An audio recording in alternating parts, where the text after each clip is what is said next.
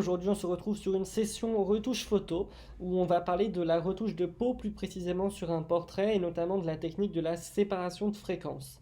Pour vous montrer un petit peu tout ça, j'ai choisi de travailler sur une photo que j'ai faite de Victoire l'été dernier. Donc c'est une photo qui pour le moment n'avait pas encore été retouchée puisque du coup de ce shooting là j'en avais retouché d'autres. Mais pour vous montrer tout ça, j'ai choisi de la prendre. Donc déjà sur mon image, il faut savoir que moi je travaille sur donc une image en 16 bits. Donc parfois c'est un petit peu différent si on travaille en 8 bits. Euh, donc voilà. Maintenant pour ce qui est de la séparation de fréquences, déjà qu'est-ce que c'est? C'est tout simplement qu'on va venir séparer dans l'image la partie texture de la partie couleur. Comme ça on va pouvoir travailler soit sur la couleur de la peau, soit sur la texture de la peau, sans pour autant affecter l'autre. Ça va nous permettre par exemple de travailler les ombres du visage sans pour autant venir altérer la texture. Et pareil pour la texture, on va pouvoir enlever certaines imperfections sans pour autant toucher à la couleur de l'image. Pour mettre ça en place, c'est quand même relativement simple. On va commencer par dupliquer notre calque 3 fois. Mince, une de trop. Alors pour dupliquer, moi je me sers de ma tablette graphique, mais vous pouvez tout à fait, si vous n'avez pas de tablette graphique, prendre votre arrière-plan, le glisser sur le plus, ou bien cliquer sur votre arrière-plan et faire dupliquer le calque, et comme ça vous allez obtenir donc un nouveau calque de votre arrière-plan. Le premier calque, moi c'est parce que je suis un toqué, il va me servir juste à conserver mon arrière-plan non verrouillé et non altéré également. Le deuxième calque, il va me permettre de travailler les basses fréquences de l'image et donc la couleur. Et mon troisième calque va me permettre de travailler les hautes fréquences et donc la texture. Pour commencer, je vais déjà grouper tout ça dans un petit groupe en cliquant juste là et je vais faire séparation de fréquences. Maintenant, il faut qu'on mette en place justement cette fameuse séparation de fréquences. Donc je vais me positionner sur le calque des basses fréquences et je vais aller dans filtre tout en haut, flou et flou gaussien. Pour régler donc la valeur de ce flou, je vais déjà commencer par mettre sur la peau de ma modèle, ici, pop. Et donc une fois que je suis ici, le but ça va être de camoufler la texture sans trop gâcher la couleur. Donc si je me mets à 0,1, si je zoome encore un petit peu plus, on voit que par exemple ce tout petit bouton ici est toujours visible. Mon but ça va être qu'il ne soit plus visible, en tout cas que sa texture ne soit plus visible. Donc si je commence à monter, on le voit toujours mais il commence à se flouter. Si je suis là, on ne voit presque plus, mais on voit quelques autres petites imperfections encore au niveau de la texture. Donc je vais monter à quelque chose comme 6,2. Comme ça, vous voyez, c'est flou. Il n'y a plus vraiment de texture, tout est flou. Pour régler ce paramètre-là, un conseil, c'est également de dézoomer une fois que vous avez choisi votre valeur. Il faut que vous puissiez toujours reconnaître votre modèle quand vous êtes dézoomé. Ce que je veux dire, c'est que si vous êtes à une valeur trop haute, on ne saura plus qui est derrière la photo. Ça veut dire que clairement, vous êtes sur une valeur qui est beaucoup trop haute et comme vous le voyez, de toute façon, les couleurs ici sont totalement mélangées, donc ça ne vous servira à rien. Par contre, si on repasse sur ma valeur de tout à l'heure, au moins quand je dézoome, je peux toujours reconnaître ma modèle. Une fois que j'ai choisi ma valeur, je vais cliquer sur OK. Et donc là, si j'enlève ce calque-là, ma photo est floue. Maintenant, du coup, c'est la première étape de la séparation. Pour vraiment séparer les fréquences, je vais aller cliquer sur mon calque haute fréquence et je vais aller tout en haut dans Images. Ici, je vais sélectionner Appliquer une image. Et là, je vais régler dans ce petit panneau les différentes petites catégories. Dans Calque, je vais commencer déjà par sélectionner mon calque de basse fréquence, puisque c'est celui avec lequel justement je veux travailler. Je vais sélectionner Addition, ici dans le mode d'opération, et je vais garder les valeurs qui se mettent par défaut, c'est-à-dire 2 et 0. Ici, je vais cliquer sur Inverser, il faut bien qu'il soit activé, comme ça vous avez un calque gris derrière. Une fois que j'ai fait ça, je clique sur OK. Quand vous avez ce calque, en fait, c'est tout simplement que vous avez séparé, justement, ici on ne voit plus que la texture et presque plus de couleur. C'est donc la deuxième partie de votre image, ce sont les textures. Pour ne plus avoir cet effet gris, je vais simplement aller dans le mode de fusion ici et je vais passer de normal à lumière linéaire. Comme ça, on retrouve une image normale. Maintenant, si je veux m'assurer que j'ai bien fait ma séparation de fréquences, je vais faire juste avant-après et il ne se passe rien. Ça veut dire que ma séparation de fréquences est correcte, puisque du coup, je n'ai pas altéré l'image, je l'ai juste dissociée en deux calques. Maintenant, pour avoir un repère pour ce qui est des imperfections ou même de la couleur de la peau et des zones potentiellement qui sont un petit peu, on va dire, mélangées, ou en tout cas il faudrait améliorer un petit peu la netteté des couleurs et le mélange des couleurs pour que ce soit plus fluide. Ce qu'on peut faire, c'est aller créer un nouveau calque, ici en cliquant sur le plus. On va le mettre tout en haut et on va l'appeler repère. Ce calque-là, il va me servir de repère puisque du coup je vais aller dans édition, remplir, et je vais le remplir avec 50% de gris. Je clique sur OK, je change mon mode de fusion encore une fois et je le passe en mode saturation. Ici j'ai donc une image totalement grise, noir et blanc, qui donc me permet de voir juste cette partie, on va dire, si on zoome un petit peu, on voit juste là où il y a des zones plus blanches, plus noires. Et ça, au moins, on peut se rendre plus facilement compte de certaines imperfections, que ce soit au niveau de la disposition des lumières et des ombres, que justement des petites imperfections où il faudrait peut-être corriger. Pour accentuer ça, ce que je vais faire, c'est que je vais tout simplement créer une petite courbe. Donc soit vous avez comme moi ici dans les réglages un petit panneau, vous pouvez cliquer sur courbe, parce que moi j'ai réglé mon Photoshop en mode photographie. Soit vous allez aller ici dans ce petit icône et vous allez ici sélectionner courbe. Je vais donc créer une espèce de petite courbe en S qui va me permettre simplement d'accentuer le contraste. Hop, tac, tac. Voilà.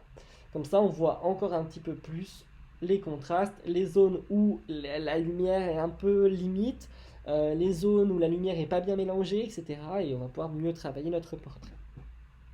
L'avantage d'utiliser l'outil courbe, c'est qu'à tout moment, si c'est trop, si vous vous rendez compte que vous ne voyez pas assez finalement vos détails et que vous ne savez pas trop comment travailler, vous pouvez tout simplement venir modifier votre courbe pour vous permettre d'avoir quelque chose d'un peu plus léger. Donc ça, on s'en fiche un petit peu entre guillemets, donc je vais le mettre dans un nouveau dossier que je vais appeler repère. Et donc je peux l'enlever, le remettre. En soi, lui, il ne sera pas conservé à la fin du processus. C'est simplement pour avoir un petit repère. Donc maintenant que j'ai mon repère, j'ai mes calques, on va pouvoir commencer à travailler. Mais avant ça, étant donné qu'on va travailler sur une image où on va être très zoomé, on va être très près de la peau, parfois on ne se rend pas compte de ce qu'on est en train de faire, ou en tout cas de à quel point on l'a fait, c'est-à-dire qu'on va peut-être en faire trop.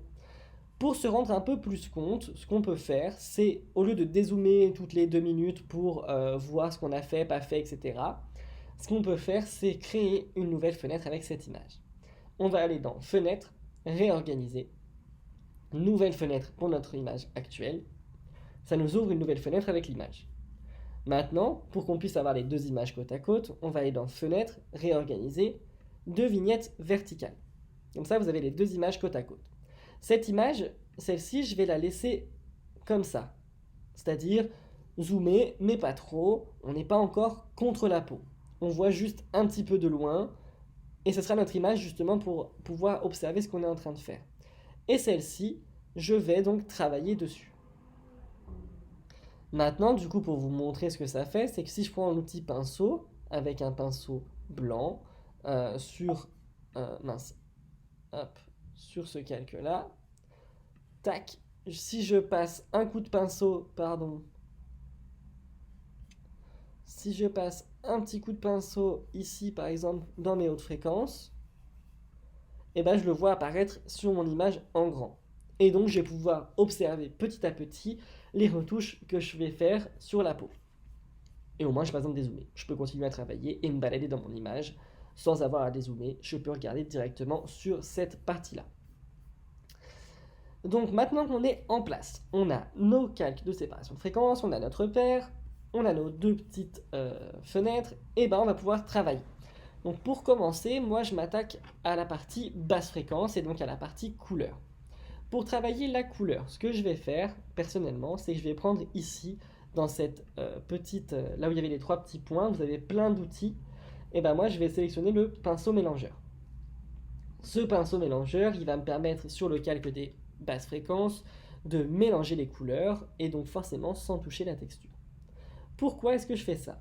Et ben en faisant ça, je vais pouvoir déjà commencer un petit peu à sculpter mon visage tranquillement mais sûrement. Et en plus de ça, quand on mélange un petit peu les couleurs de l'image, On essaie de pas le faire de façon trop violente parce que sinon vous allez aplatir totalement votre image et ce sera un peu dommage. Ce serait un petit peu dommage. Mais grâce à ça, je vais pouvoir commencer même à corriger certaines imperfections de façon fortuite, on va dire. Parce que du coup, vu que je vais changer un petit peu la couleur de l'image, ça va me permettre de corriger certaines imperfections qui vont un petit peu s'atténuer, voire disparaître. Pourquoi est-ce que j'utilise l'outil pinceau mélangeur? C'est parce que moi, dans mon style, je sais que c'est pas le style de tout le monde, mais j'aime bien quand les lignes du visage, les lignes des ombres, etc., sont bien nettes, bien franches et souvent assez droites. J'aime bien par exemple quand la mâchoire ici est bien définie, quand ici au niveau du creux du visage on a quelque chose de bien défini également. Et comme ça me permet aussi d'atténuer un petit peu globalement les différentes couleurs des imperfections. Là c'est pareil, je descends un petit peu mon pinceau pour pas avoir un pinceau trop gros et pas affecter trop de zones de l'image. Euh, mais je vais par exemple un petit peu limiter l'ombre au niveau de la bouche que personnellement je suis pas forcément trop fan. Mais je vais juste l'atténuer un petit peu pour qu'elle disparaisse un tout petit peu. Hop là. Ici c'est pareil, j'aime bien quand les lignes sont bien franches, donc je vais ici créer un petit peu plus franc cette ligne. Ici au niveau du menton, c'est pareil, je vais rendre un petit peu plus nette cette frontière qui s'était déjà naturellement créée, mais je vais la rendre juste un tout petit peu plus nette. Voilà. Et là, on peut aussi aller travailler dans les ombres, hop, pour justement aller un petit peu rectifier ces couleurs. Donc si j'enlève mon repère ici, hop, je peux plus facilement aller travailler dans les ombres. Au niveau des cernes, on essaie de faire attention, on n'y va pas trop fort parce que si vous faites ça, ça fait bizarre. Il vaut mieux laisser l'ombre qui était naturellement là et puis essayer peut-être un petit peu de l'éclaircir mais sans plus, juste pour défatiguer un petit peu le regard, plutôt que d'en faire trop et de vous rendre compte que finalement c'est beaucoup trop. Donc là c'est pareil, moi j'aime bien les lignes franches. Donc je viens travailler toutes les zones de ma peau pour rendre le tout plus franc, plus net. Là où il faut faire attention par exemple avec l'outil pinceau mélangeur, c'est sur toutes les zones où il y a des cheveux. Donc là en général je fais très attention parce que quand vous allez mélanger du coup les couleurs là où il y a des cheveux, vous risquez de prendre la couleur du cheveu et donc ça lui donne une espèce d'aura aux cheveux que vous allez prendre dans votre outil. Ça lui donne une espèce d'aura pas belle où on voit très clairement que les couleurs ont été mélangées. Par exemple, vous voyez, si je fais ça, on va plus voir le cheveu et moi j'aime pas trop. Donc du coup, je vais juste passer un petit coup comme ça. J'y reviendrai un peu plus tard dans la retouche de toute façon. Parce que oui, là je fais une base, on va dire, de retouche des couleurs, ça c'est ma base. Hein.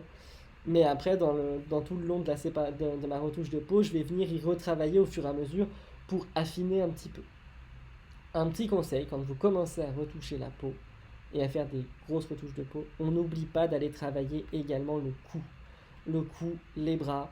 En gros, on travaille toutes les zones de peau visibles. À partir du moment où on travaille la peau, on travaille toutes les zones de peau qui sont visibles parce que sinon ça va se voir très clairement. Si vous avez que le visage qui est parfaitement travaillé, parfaitement net, ça va très clairement se voir fort fort fort, déjà que ça va se voir de base, mais si vous ne travaillez pas du tout le reste de la peau qui est visible, vous allez avoir un résultat qui va faire très basse qualité puisque du coup vous n'aurez pas travaillé l'intégralité de votre photo. Donc moi là c'est pareil, donc ça je vais pas vous le faire en entier parce que c'est un peu long, mais je vais retravailler toutes les ombres des bras, etc. pour qu'on ait quelque chose de parfaitement net de partout. Donc une fois que j'ai ça, je vais donc pouvoir repartir sur ma modèle. Et là, ce que je vais faire tout simplement, c'est que je vais aller travailler la texture de la peau. Pour travailler la texture de la peau, c'est tout bête, je vais donc me passer sur mon calque cette fois-ci de haute fréquence. Et là, j'ai plusieurs outils à ma disposition pour travailler la couleur, la texture, pardon. Vous avez la possibilité d'utiliser l'outil correcteur localisé qui va donc vous permettre automatiquement en fait de corriger une petite zone d'imperfection, une petite zone où il y a quelque chose qui ne vous plaît pas. Je vous conseille personnellement l'outil correcteur localisé, de l'utiliser sur des petites zones, de faire vraiment pop, pop, pop, sans faire des gros traits ou des grosses zones, parce que sinon ça fait pas joli, ça se voit. Si par exemple je veux corriger un détail dans l'œil, vous voyez, il va pas prendre la bonne chose. Voilà. Donc personnellement, je vous conseille de le faire quand même plus par petites touches. Par exemple, là, si je voulais effacer ce petit grain de beauté, voilà, par petites touches, tranquillement, mais sûrement. De toute façon, la retouche de peau, ça prend du temps, hein, donc ça sert à rien de se presser pour rien. Donc vous avez cet outil-là. Vous avez également l'outil correcteur tout court. Cette fois-ci, il ne va pas le faire automatiquement. Vous voyez, si je clique, il va me demander d'utiliser un repère. Donc je vais faire Option ou Contrôle pour... non, je ne sais plus ce que c'est sur les Windows, je ne sais plus. Mais je vais lui donner un repère. Par exemple, là, je veux corriger ça ici. Donc je vais cliquer ici. Et en fait, quand je vais cliquer là, il va prendre un bout de cette peau-là et le reporter ici. Ça, c'est justement, c'est pareil, c'est un petit peu plus long, mais ça vous permet par exemple de travailler certaines zones. Le but quand vous faites ça, c'est de ne pas prendre une texture par exemple ici pour corriger là, parce que bon, sinon c'est pas dingue. C'est de prendre quand même des pixels, enfin des zones de la peau entre guillemets saines, je dis bien entre guillemets, à côté, pour être globalement dans le même esprit en termes de texture. Vous pouvez également utiliser l'outil pièce. C'est pareil, ça moi je vous conseille pas de faire des grosses zones avec parce que je trouve que le rendu est pas dingue quand on fait des grosses zones. Par contre moi je vous conseille, pareil pour l'outil pièce, d'y aller par petites touches.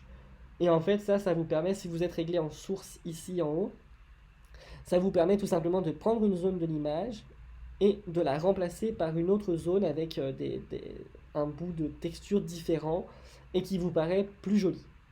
Voilà. Ensuite, vous avez également l'outil de tampon de duplication. Moi, c'est un de ceux que j'utilise le plus. Et en fait, cet outil va vous permettre d'aller prendre, pareil qu'avec l'outil correcteur, on va prendre une zone et on va la tamponner ailleurs. Ça vous permet notamment de corriger justement ces imperfections. Alors, ce que vous pouvez faire si vous voulez y aller tranquille, donc là, moi, il est réglé en 100%, c'est-à-dire que quand je clique, que je mets là, il remet à 100%. Vous pouvez également régler l'opacité ici, par exemple, si vous voulez y aller tranquille. Je sais pas moi, si vous voulez juste atténuer, par exemple, les cernes, on va y aller tranquille, pop, on met que cette partie-là, et comme ça, on atténue sans pour autant totalement détruire la cerne. Voilà, donc ça c'était tout. Ces outils-là que je viens de vous présenter, vous pouvez également les utiliser dans la basse fréquence. Moi, je m'en sers pas, mais vous pouvez le faire. Et ça vous permettra, pareil, de retoucher juste la couleur, mais avec des outils différents. Au niveau, donc là la séparation de fréquence n'est pas du tout terminée, c'est-à-dire que la retouche de peau n'est pas du tout finie, mais si on regarde déjà avec juste les exemples que je vous ai montrés, donc le pinceau mélangeur et chacun des petits outils, si on regarde sur cette fenêtre le avant-après, et bah du coup on a déjà une peau un peu plus lisse, un peu plus snatch, quelque chose d'un peu plus net, on va dire. Évidemment, cette séparation de fréquence, vous pouvez tout à fait ne pas la pousser à l'extrême, c'est-à-dire ne pas enlever toutes les imperfections, ne pas remodeler toutes les ombres, etc. Vous pouvez choisir l'intensité à laquelle vous le faites. C'est pour ça que je vous conseille de toujours garder ça, comme ça vous voyez si le résultat vous plaît ou pas, si c'est trop ou pas, et comme ça vous pouvez adapter au fur et à mesure.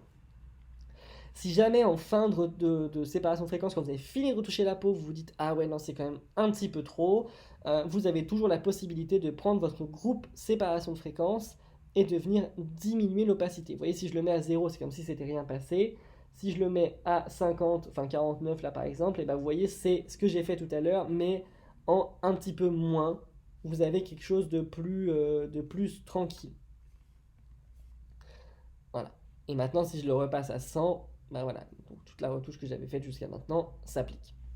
Mais bon, ça peut aussi être une façon de ne pas, de pouvoir un petit peu atténuer votre touche si vous avez un peu exagéré ou si vous trouvez que ça ne vous plaît pas.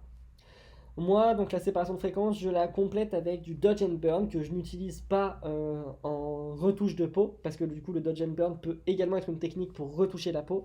Moi, je l'utilise du côté sculpter le visage, donc contouring. Donc je vais aller renforcer les ombres ou justement accentuer certaines zones du visage et également renforcer les lumières. Ça me permet du coup de resculpter un petit peu le visage. Soit ça me permet de, quand j'ai fait ma séparation de fréquence, c'est que peut-être justement je me rends compte que ça a un petit peu aplati le visage, ça me permet de redéfinir le visage. Soit sinon ça vous permet justement tout simplement de faire du contouring pour rendre un petit peu plus de caractère à votre image. Mais le Dodge and Burn, du coup, je vous l'expliquerai donc dans sa version comme moi j'utilise, c'est-à-dire juste contouring. Je vous l'expliquerai dans une autre vidéo si jamais celle-ci vous plaît. Je vous l'expliquerai un petit peu plus tard. Et puis après, quand je vous aurai expliqué séparation de fréquence et Dodge and Burn, je vous ferai une petite session speed retouche sur l'intégralité de ce portrait. Voilà, donc si jamais cette vidéo vous a plu, n'hésitez pas à la liker, à la partager et à me laisser un petit commentaire. Et pensez surtout à vous abonner, puisque je vais faire plus de vidéos. J'avais créé cette chaîne il y a déjà un moment, mais là, ça y est, je me lance vraiment et je vais vous faire plusieurs petites vidéos sur plein de petits sujets en rapport avec la photographie. Donc n'hésitez pas à vous abonner et je vous retrouve très très bientôt. Salut!